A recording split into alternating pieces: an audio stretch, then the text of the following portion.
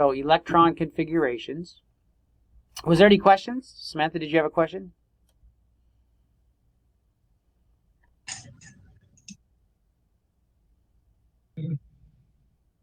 I actually had a question. Yeah, go ahead, Harry. On the quiz key today, there was a question that asked for the numerical value for when L is D, I believe. And I said it's 2, but the answer was wrong. The numerical value for L equals D? For L, Yes. LD? That might be Yeah, I had a question on that one too. that might have been incorrect. If so, what we're talking about here is if we have, let me see here. Like it said what letter of the alphabet goes with number 2? Yeah, that should be D. Yeah, but the answer was P. Like it only said it was P. But yeah, I put D and it said it was wrong. All right. Well, I'll go back and check that one, make sure we have the right answer. But as far as our L values go, with L equals 0, 1, 2, or 3, our kind of shorthand to indicate those values are S, P, D, and F. And that comes from our different locations on the periodic table, or it ends up that we call this the S block because of that.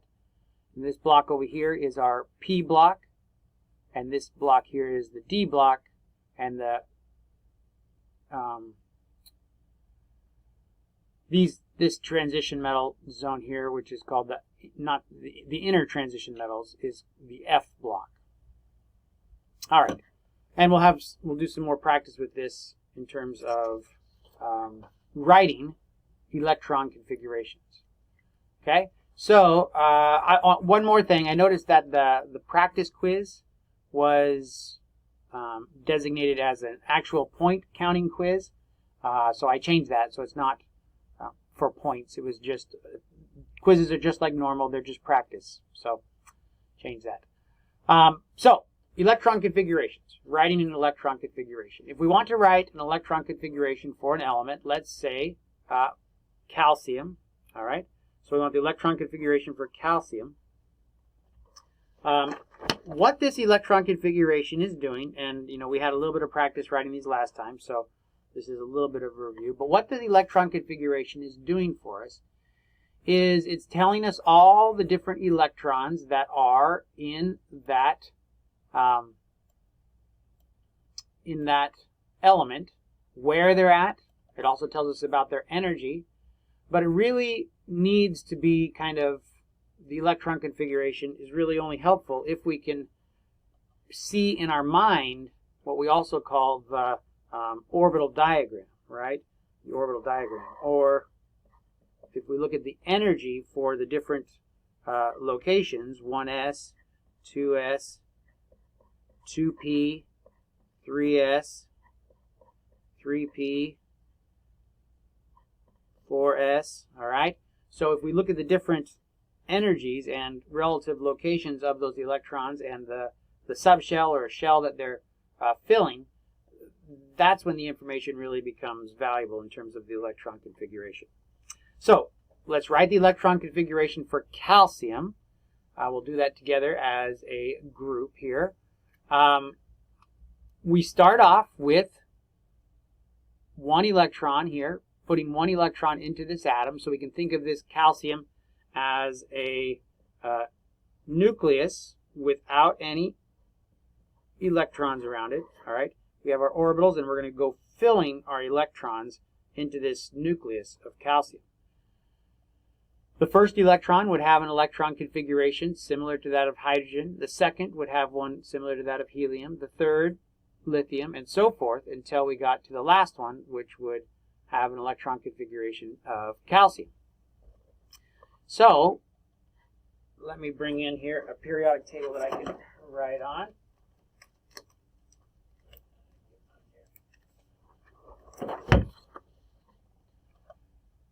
Okay, so our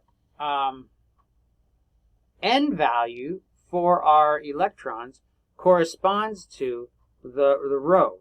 So n equals 1 corresponds to anything in this first row of our periodic table. So that's basically hydrogen and helium.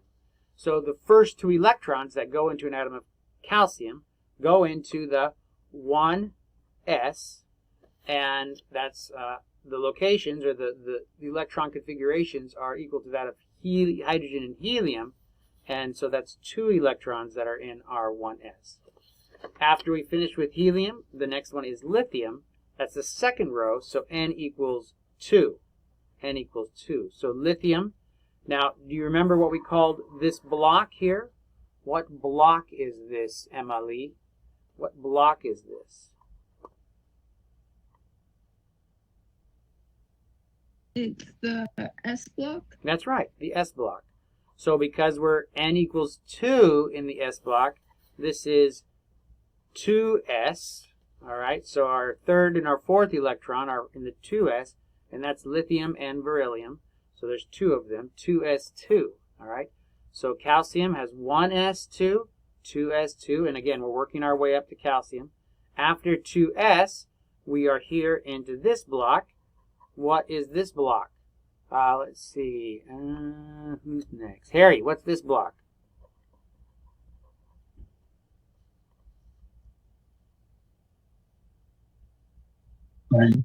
That's P. That's right, the P block. So after 2s2, we're in still n equals 2. So it's 2p, 1, 2, 3, 4, 5, 6, and we need all 6 electrons, right? So we have 2p6 electrons, and if we were to stop there, that would be neon. And you can always count how many electrons you have: 2, 3, 4, 5, 6, 7, 8, 9, 10.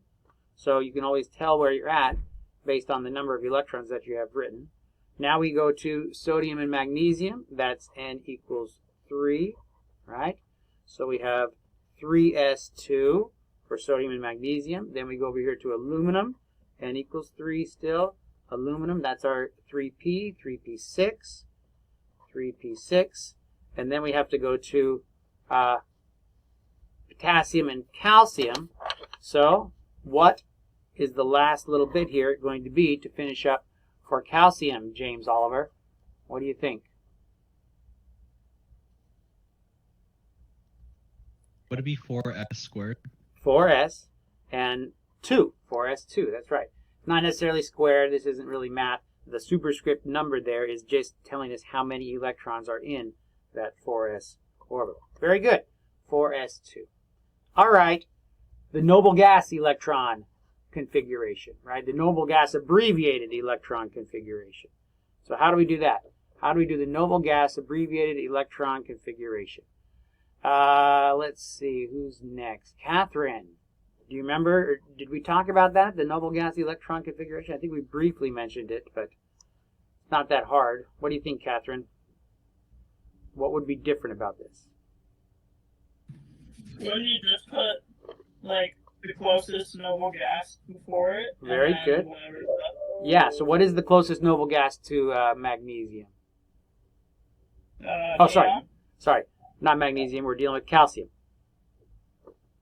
Argon. Argon, that's right. So, another way of writing this electron configuration would say we have an argon core, and then what would be left outside that I'd still need to include, Catherine? 3s4. Let's try, let's get the periodic table up here so we can see it better. So we just finished with argon, and we're going to calcium. So this is the first, second, third, fourth column. So it's not going to be 3s, but it's going to be what? 4s. 4s, and then 2. 2 to tell us that we have 2 electrons in there. Okay, very good. So here we have our electron configuration for calcium and our noble gas electron configuration for calcium. Excellent. Now, in terms of orbital diagram, as we have here to the right, if I'm going to fill this up so that this represents an atom of calcium, right? I would go 1s2, 2 electrons there, 2s2, 2p, My electrons have to fill like that, one in each orbital, and then I go my 8, 9, 10, right? 1, 2, 3, 4, 5, 6, 7, 8, 9, 10. So there, 10 electrons. If I were to stop, I'd be at neon, right? Okay. Now I go to 3s2, 3p6, 1, 2, 3, 4, 5, 6 in the 3p, and then 4s2. All right? So calcium can find stability. So I'm not going to write those 4s2s in there. I should, but I really want to show you is what happens when calcium forms a +2 charge. So how does calcium form a +2 charge, Katie? How does calcium form a +2 charge? It will have 2 less electrons. That's right. So calcium going from calcium to a calcium +2, it means it released those 2 extra electrons, those 2 electrons, and emptied its 2 4s electrons. Got rid of those 2 4s electrons. And so we end up with a electron configuration similar to that of argon, right? Okay, so what we're seeing here is electron configuration, right? Electron configuration, and then being able to look at the electron configuration and identify what we call the electrons that are going to be doing the chemistry. Specifically, when you have the largest n value, right? Now the n value, where's the n value in this? It's the 1 here, right? Or the 2, the 3, right? The 4. And the electrons with the largest n value are called the valence electrons. The valence electrons are the ones with the highest n value. So in the case of calcium, you can lose those valence electrons and end up with a electron configuration similar to that of a noble gas. Okay, so let's see then what happens when we want to write an electron configuration for that of something like iron. All right, if we want to do an electron configuration from iron, now let's do a noble gas abbreviated electron configuration. All right, so what would be our noble gas closest to that of iron? Let's see, who is it? Landon. What would be the noble gas closest to that of iron?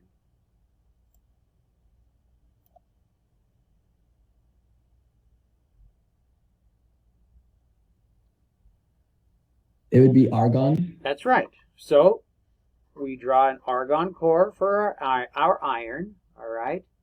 And then after that, Malia, what are the next 2 electrons that will be in our electron configuration for iron?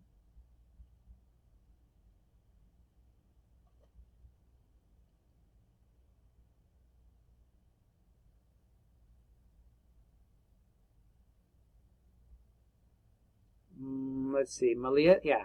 What are the next 2 electrons here for that of iron?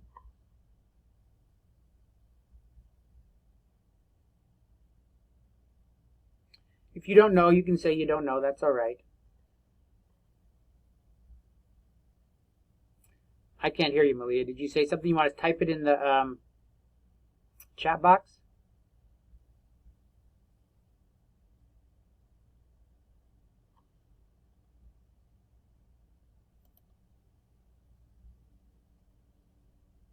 All right, 4s2. Good job. 4s2. So iron, argon core, 4s2. Now we're at calcium here. And now we have to add in 1, 2, 3, 4, 5, 6 more electrons from this block. Nicolette, do you remember what this block is called, this transition metal block? The D block. That's the D block. That's right. So we need 6 more D electrons. All right. Now the number I've left out because typically we can identify the n value simply by the row that it's in. So we would expect maybe 1, first row, second, third row, 4. But when you identify electrons in the D block here, the n value is always starts with one less than the row that you're in. So I have 6 of these D electrons, but it's not 4D. These are 3D electrons. 3D electrons. All right? So this here is our electron configuration for iron. So does that mean that everything in the D block will always be 3D something? 3D if it's in this column right here, or in this row right here, from scandium to zinc. If for And the next one would be 4D. that's right. Okay, gotcha. Okay.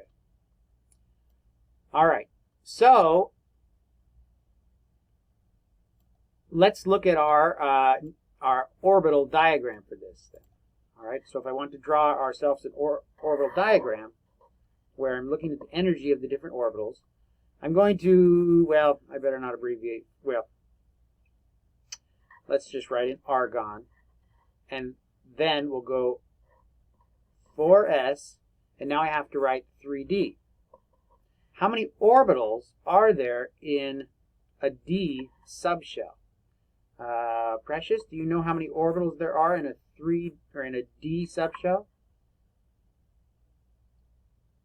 How many orbitals in a D subshell? I have no idea. All right. Well, let's think back to, let me bring back this other one here, to the number of orbitals, right? So S orbitals have S subshells have 1 orbital, P subshells have 3 orbitals, and the question is, how many does D have? Well, why do the different subshells have the different number of orbitals? The 1, 2, 3, 4, that's the n value. What is the S and the P and the D indicating? Do you remember, Samantha? What is the S and the P and the D trying to tell us in terms of quantum numbers? The shape of the orbital? Very good. And it's called the L value, right? The L value corresponds to the shape of the orbital. So, if L equals 0, or S, then M sub L had the possibility of what values? If L equals 0, Stratton, what did M sub L, what was its possible value?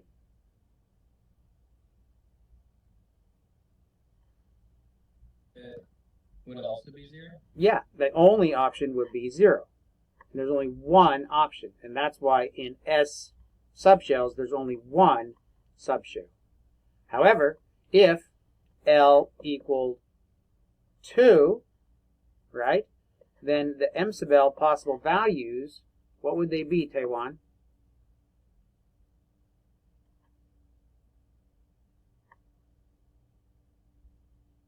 If L equals 2, what are my possible M sub L values, Kim, Taiwan? I'm not sure about this, but is it same number, 2? No. My possible M sub L values are, remember, negative L, which would be negative 2, all the way up to, do you remember? Negative 1, 0, 1, and 2, all the way up to positive L. So they range from negative L all the way up to positive L. So it depends on what L is, the number of M sub L values. Now, what was our, for L equals 0, we called it S. For L equals 2, what was that, Emily? What is our S, or what is our shorthand letter for L equals 2?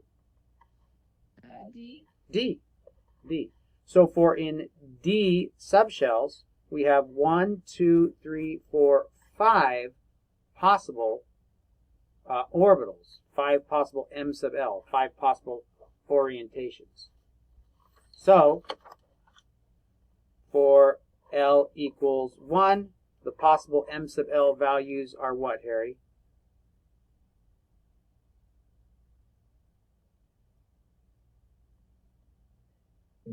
Sorry, can you say that again? If L equals 1, the possible Yeah. M sub L values are what? -1, 0, and 1. -1, 0, and 1. Very good, positive 1. And that's why we have 1, 2, 3 orbitals within every p subshell, or wherever L equals 1, and that's p, right? Then we have 3 possible subshells. So, back to our iron atom now. We have iron, the electron configuration, argon, 4s2, 3d6, 4s2. How many of these orbitals, precious, am I going to write in the 3d? How many orbitals here? So 2 No. 3d. or 5. 5, that's right. 1, 2. Yeah, that's right. D equals 2. So this is a -2, -1, 0, 1, and 2, right? So we have 5 different 3D subshell, 5 different orbitals within the 3D subshell. Okay, very good. So we have the electron configuration for iron, and we have the orbital diagram here for iron, and we're going to fill it up. How many electrons in the 4s? Let's see, who's next? James Oliver, how many electrons in the 4s?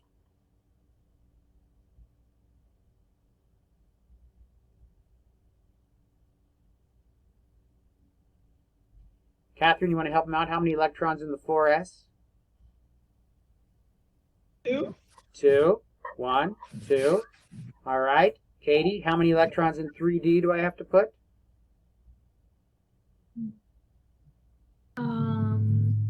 6. 6. 6 electrons in 3D.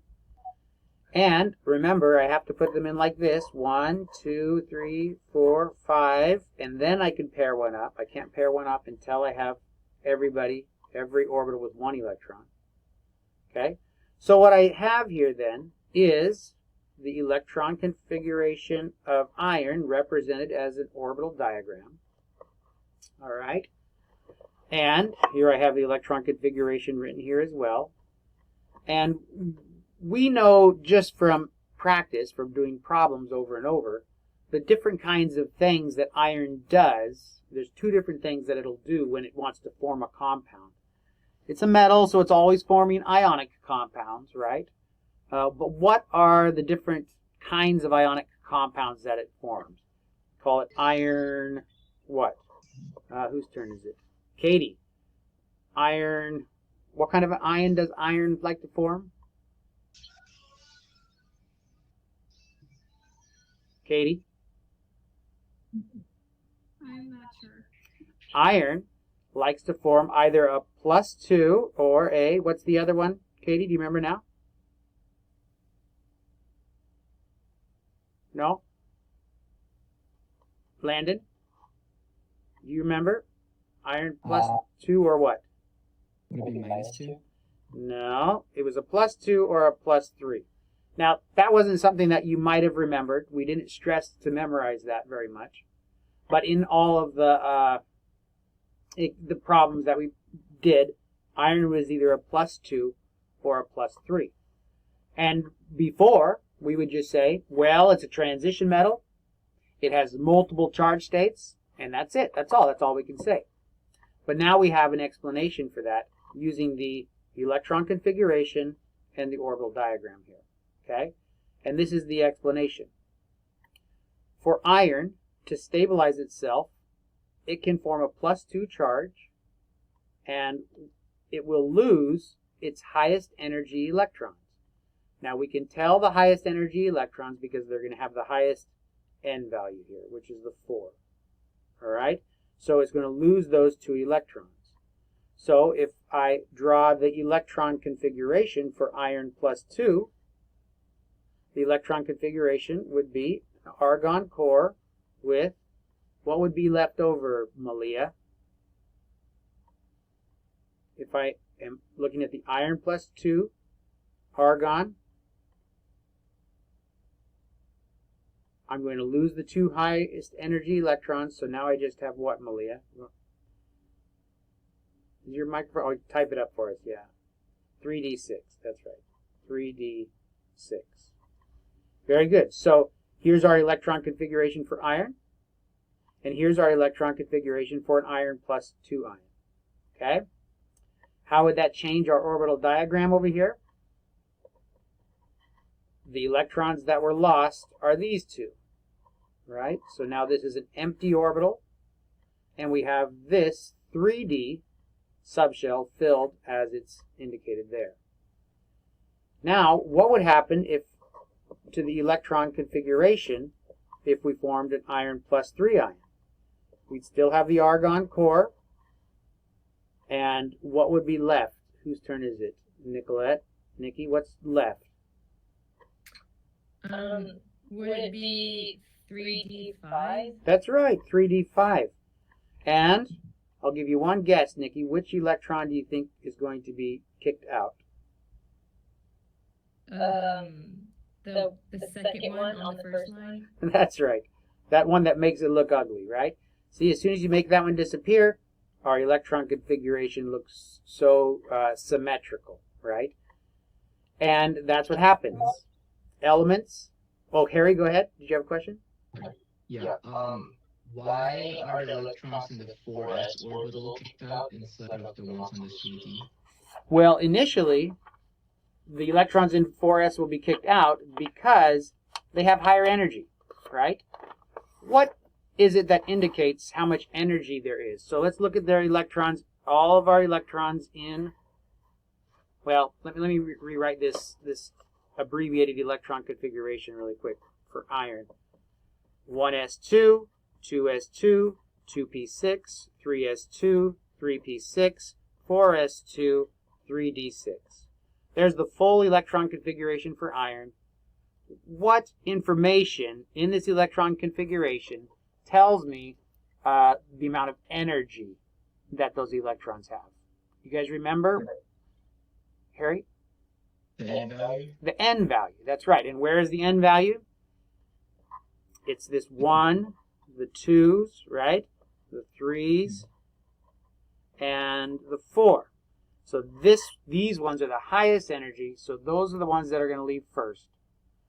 And then the next highest energy, here's 3p and 3d. And remember we said that the L value doesn't tell us all the energy information, but when you're comparing 3p to 3d does have higher energy than 3p's, or 3p's higher energy than 3s's. So 3d's, when the N value is the same, then SPD does indicate the relative remaining amount of energy there is. And so 3d's will be lost next. So let me redraw the orbital diagram for the electron configuration of the iron plus 3 ion, right? We have an argon core, then we have the 4s, and we have the 3d, beautifully symmetric like that, right? So this is for the iron plus 3 ion. Now, again, what we're seeing here is that an iron atom, or any atom for that matter, can find stability by, 1, removing all of its electrons that aren't in the noble gas core, right? We already knew that, though. That's basically what we've always been talking about throughout class, right? We've always said that we can predict the kind of ion that something like magnesium would like to form simply by looking at that number, 12, and looking at the closest noble gas, 10, and knowing that it would like to lose 2 electrons to become like, have an electron configuration similar to that of neon. And that's still the case. That still matches with this. If we're talking about magnesium, 12 electrons, 1s2, 2s2, 2p6, 3s2, right? That's magnesium. If we form plus 2 charge, which 2 electrons are going to be lost? Whose turn is it over here? James Oliver. Which 2 electrons? Was it James Oliver's? Anyway, James Oliver, go ahead. Which 2 electrons will be lost? If we're going from magnesium to magnesium push. Sure. All right. Well, we want to lose here's a hint. Let me write this out first. 1s2, 2s2, 2p6, 3s2. That's our electron configuration for magnesium. And I want to lose the electrons that are in the highest energy. Highest energy. Which of these electrons have the highest energy? Do you know that, James? So it would lose like 3s squared? That's right, the 3s2. The two 3s electrons are the highest energy. So to go from magnesium, this is the electron configuration for magnesium, to magnesium plus 2 ion, and release those 2 electrons, these are the ones that would be gone. And I would be left with an electron configuration of who? Whose electron configuration do I have there, Catherine? Whose electron configuration is this?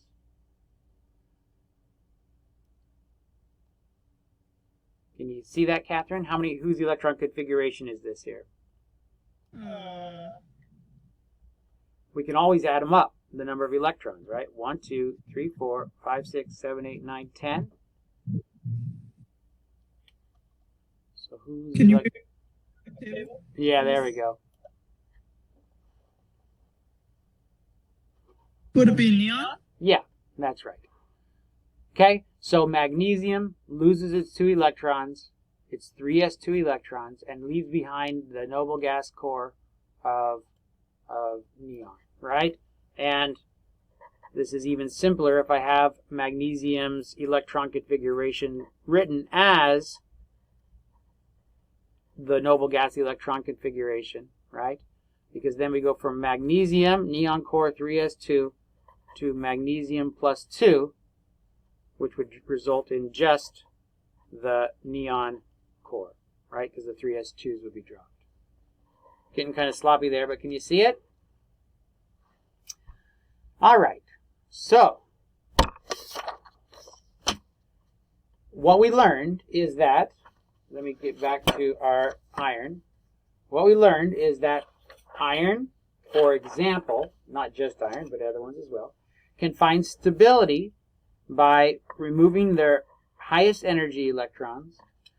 That's what the iron plus 2 ion is here. And then it can find even stability also when you end up with a half-filled subshell. So there's stability in emptying a shell, and then there's there's stability also in filling in resulting in just a half-filled subshell like this.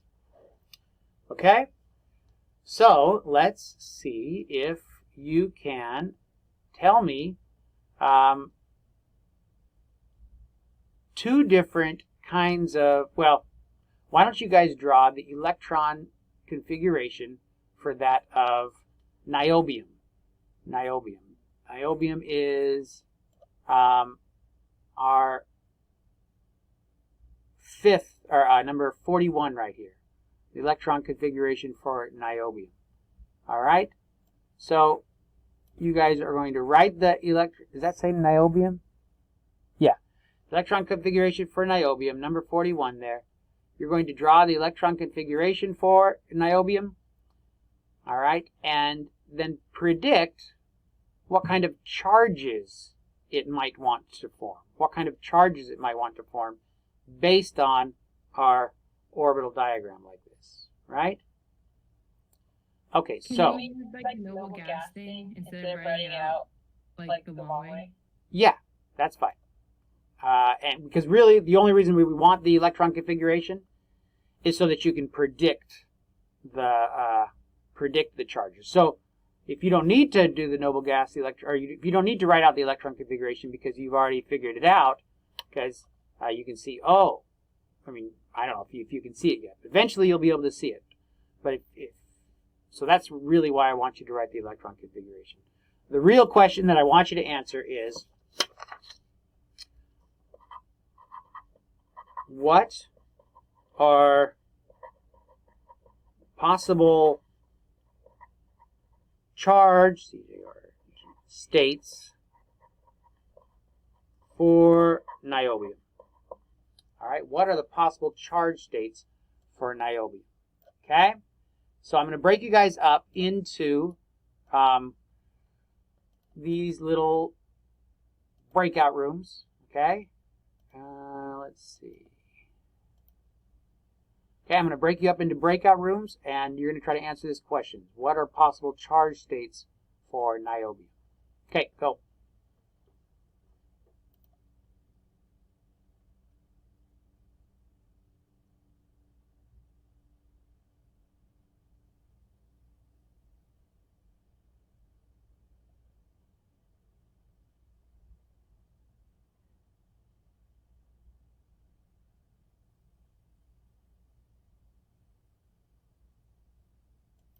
You are currently the only person in this conference.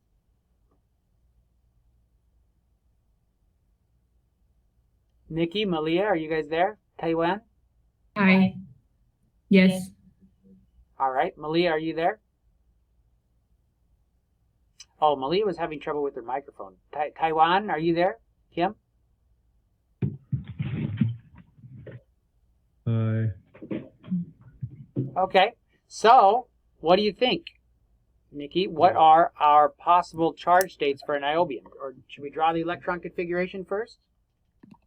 Yeah, I have it would be krypton, right? Okay. And then 5s2 and 4d3. 4d3. Very good. Krypton is our noble gas core, 5s2, and then 4d3. Excellent. So, then, what kind of charges might niobium want to form? Do you think, Nikki?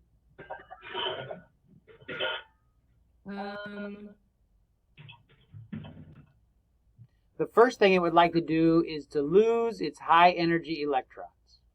Yeah, so would it be +5? Well, the high energy electrons, the highest, what are the highest energy electrons? 5s2. The 5s2, that's right. So the first thing it would like to do is form a +2 charge. Can you see that? +2 charge, okay. And then the next ion, so then the remaining electron configuration would be krypton 4d3, right? Yeah. And so then the next electrons it would like to lose would be what?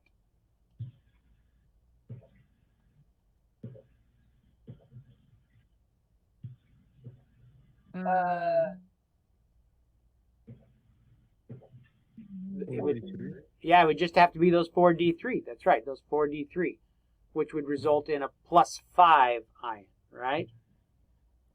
Okay. So theoretically, we would have the possible ionic charges of +2 and +5 for niobium. Oh, okay. Does that make sense, Nikki? Yes. All right, excellent. Let's go out of our breakout room and go talk to everybody and see if they got the same answers.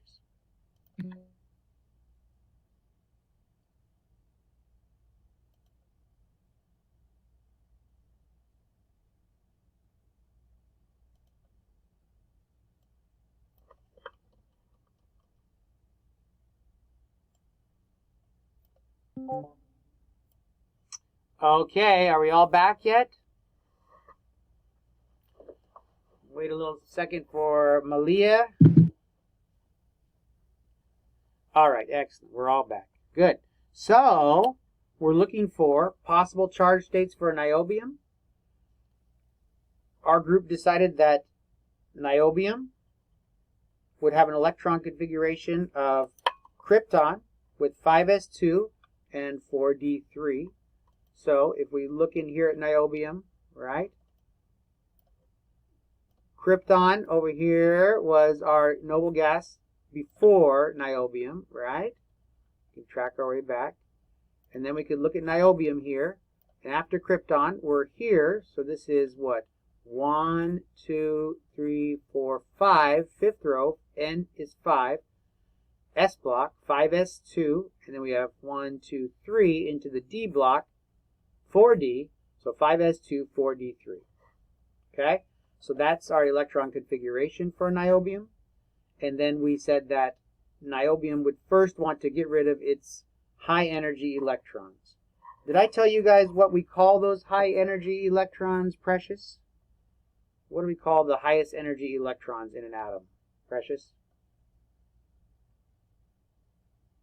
I have no clue. Did we call them valence electrons? Did I introduce that to you yet? That term? I think so.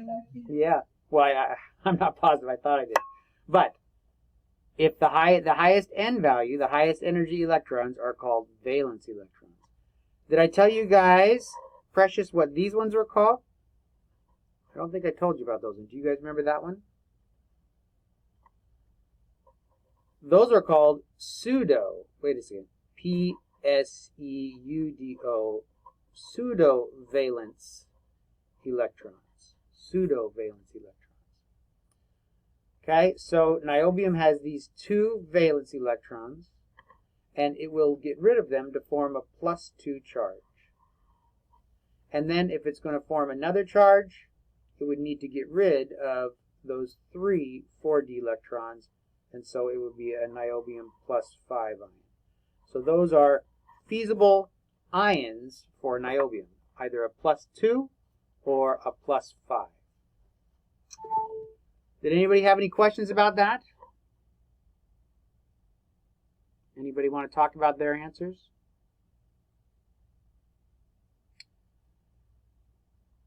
Okay, so let's see. We have this. Oh yes. So the question that will often be asked in an exam, for example, is how many valence electrons does a certain atom have? Okay, how many valence electrons? And let's see if you guys can figure that out. How many valence electrons does chromium have? How many valence electrons does chromium have? Samantha, do you have any ideas? How many valence electrons does chromium have?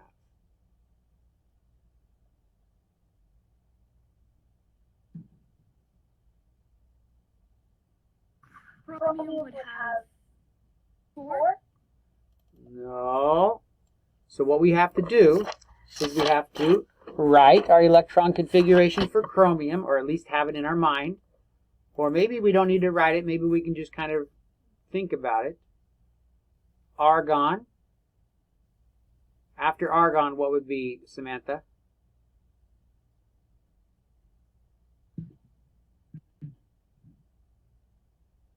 What's that? S4. Yeah, 4s, 4s2, and then what after 4s2? 3D4. That's right. That's right. So if we wrote that down, 4s2, 3d4, this is the electron configuration for chromium. How many valence electrons do we have here? 6. No, our valence electrons are one with the highest n value. So the answer will be 2. 2 valence electrons because the highest n value is 4. Whoops, I forgot to put in the noble gas core there. Does that make sense, Samantha? It does. All right, good. So then, let's do another one here. How many valence electrons does an atom of selenium have? An atom of selenium. How many valence electrons does an atom of selenium have? Let's see. Stratton, can you help us out on that one? Selenium. How many valence electrons?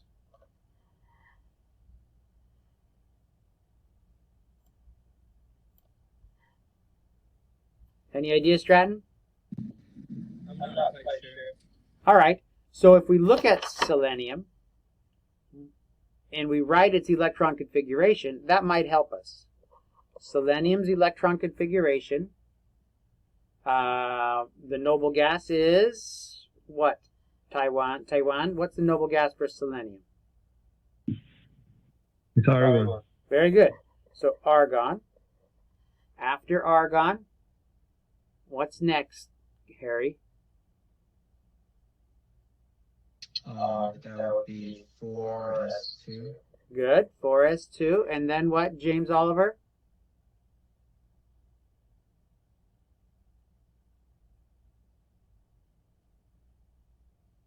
You there, James Oliver? What's after 4s2 in the electron configuration of selenium?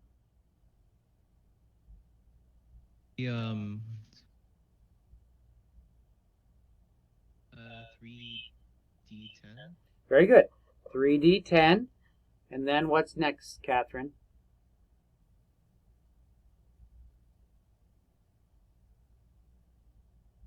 4p.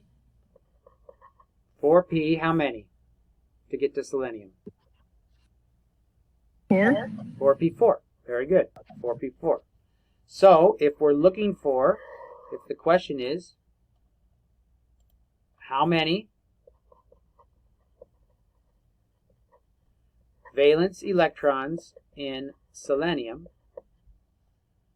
we have to look at all of the electrons that have the highest n value and add them all up. So Katie, how many electrons are there with the highest n value? How many valence electrons in selenium? 6. That's right.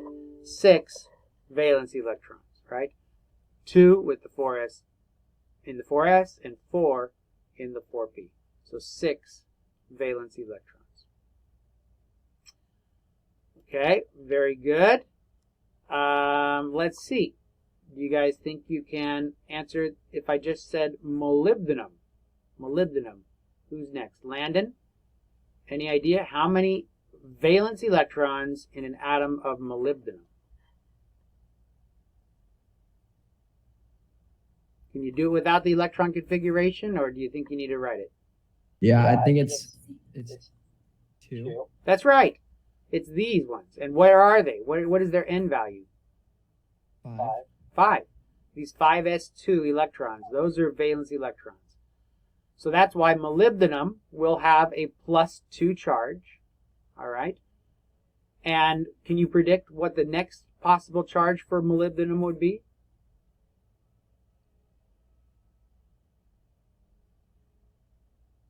It would lose these 2 electrons first, and then what, Landon? And then it would lose 4. That's right. Giving it a total charge of either +2 or what? +6. +6 as a possibility. Very good. So now we can know, first of all, why all of the transition metals, almost all of them at least, there's a few exceptions, we'll talk about those in the future, but almost all of them will always form a +2 charge. And that's because the valence electrons that are in the either the 4s2, 5s2, 6s2, or 7s2, these valence electrons will always go first. All right? In general. There are some exceptions, but that's generally how it works. Now, let's draw I think we already drew it. Let me find it here. The electron configuration for iron. Okay? Let's look at the electron configuration for the iron atom. And this is another question that is often asked, is how many unpaired electrons are in, and then a species is given, like the iron +2 ion. How many unpaired electrons? And what that's referring to is electrons like this that are not paired up. They're in orbitals, but they're not paired. And the answer here for the iron +2 charge, whoops, this is the iron +3 because we canceled that one out. We're going to have to redraw that iron +2.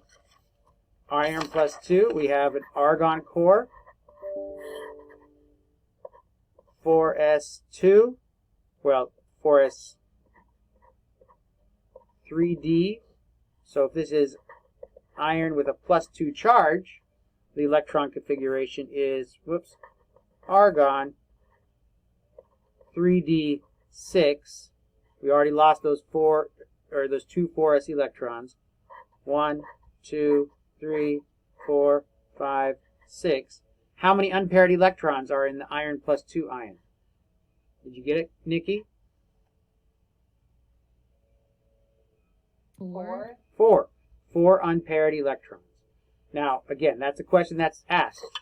How many unpaired electrons are there in a given species? Now, why that's important is because unpaired electrons is where we get our property which we call magnetism. Because electrons can respond to a magnetic field if they're in an orbital that's unpaired. And so elements in the vicinity of iron on the periodic table are our magnetic ones. Iron, cobalt, nickel, and in this region in here, these are our magnetic ones, with iron, cobalt, and nickel being the most magnetic. As you get down here, the electrons can do different kinds of things and pair differently. if they're stressed. But iron, cobalt, and nickel are our most magnetic elements because of the amount of unpaired electrons that there are. All right, so hopefully we learned something today about electron configuration, orbital diagrams, why it's helpful to us, how we can predict the kind of charges that atoms will have, and a little bit about identifying unpaired electrons. Okay, if you have any questions, you can hang around and ask questions. Otherwise, I'll see you guys on Wednesday. Today's Monday, so we'll talk to each other on Monday. Lab, 12 o'clock on Tuesday. The lab section that's meeting at 12 o'clock, we're going to meet at 12 o'clock. Regardless of whether you're supposed to be in recitation or what, in lab, we're going to meet at 12 o'clock. It's just simply going to be an explanation for how the rest of the lab is going to proceed. Okay, so don't forget about that. Any other questions, you can hang out and ask them now. Otherwise, see you later.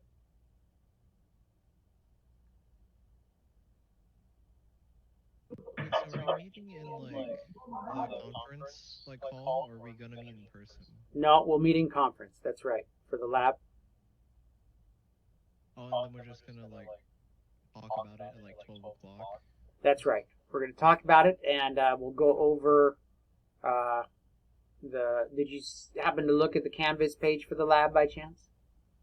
Not yet, actually. Okay. Well, you could look there. That would probably be a good idea. I tried to kind of write out the instructions for what we're going to be doing for the rest of the semester, and if you can read through it and get a first understanding of it, that would be great. And then when we meet, I'll clarify it and answer any questions that there might be. Right, I'll take again. Okay, great. All right, you bet. See you later. Any questions? Principal, I have a question. Yeah. I think when you talk about the selenium, how many valence electrons does it have? Uh-huh. And I thought it was 2, but it was 6. Okay. So do we count P as well as an electron? Yes, that's right. It's not. It doesn't matter whether it's a S or P. What matters is the N value. So, for example, selenium, we have argon, and then we have 4s2, 3d10, 4p4. Very good. So all we're looking for is the largest N value, which is that 4, right? So those and those are considered valence electrons. Does that make sense? So can you Yeah. So these 2 electrons are valence electrons, and these 4 are also valence electrons. So that's a total of 6 valence electrons. 6 valence electrons. They're both have the highest N value of 4. So let me write out the whole electron configuration of selenium really quick. 1s2, 2s2, 2p6, 3s2, 3p6, 4s2, 3d10, 4p4. Right? These numbers, 1, 2, 3s, 4s, that 3 there, those are the N values, right? And those N values tell us the amount of energy, how far away it is from the nucleus. So the highest ones, which are these ones, show us the highest energy electrons, and all of these will be what we call valence electrons. So the valence electrons are the ones that have the highest N values.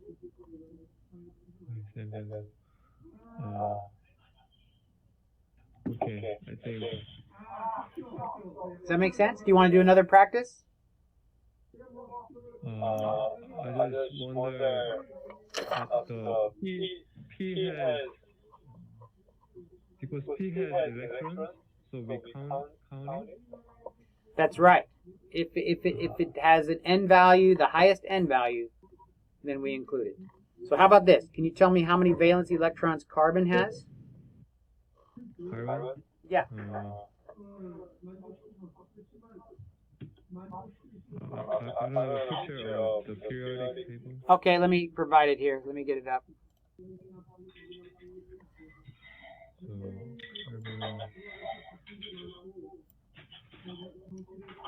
carbon.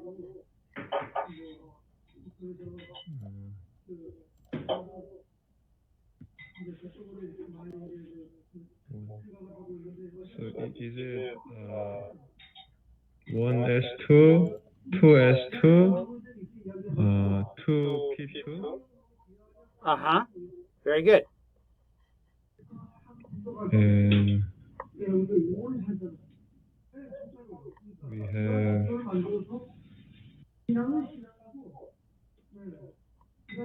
so according to your saying, it is 4 valence electrons. That's right. Very good. 4 valence electrons. Are you at home now then? Did they make you go on quarantine?